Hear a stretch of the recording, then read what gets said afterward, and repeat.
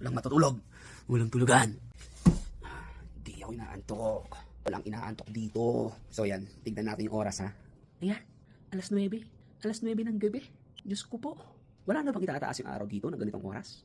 Alas 9 pala ng gabi. Kita mo, oh, alas 9. Alas 9, taas ng araw. Walang inaantok dito. Kahit gaano ako kapagod, di ako inaantok. Ay, para sa mga mahihinang nila lang yung inaantok na yan. Tulog. Kahit isang taon akong di matulog. Taas ng araw. Eta. So what's up vlog? Welcome to my guys. Ayan, yan ang epekto ng puyat. Yan ang epekto ng mataas na araw. Yan ang epekto. Kita mo, hindi na rin ako nakakaramdam ng lamig. Yeah. At sino nagsasabi na hindi ako nakakapag-adjust dito sa oras? Diyos ko po, hindi nga nakaka-challenge. Sa Pilipinas nga, kahit na 10 araw straight ako hindi matulog, okay lang eh. Actually, ngayon pa nga lang ako magbe-breakfast eh. Kaya yung antok-antok na yan, nasa isip nyo lang yan. Hindi totoo yan, mga katang isip lang yun. Guni-guni nyo lang yun. Ako nga, iniisip ko ngayon na natutulog na ako pero hindi pa ako natutulog eh.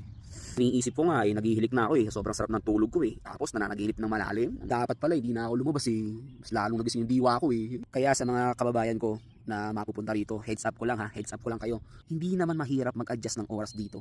Napakadali. Okay, paano? Pasok na ako. Hindi ako matutulog dahil hindi ako inaantok. Papasok lang ako para tingnan lang yung oras. Magdamag kung titignan yung oras dun. Sige, bye-bye.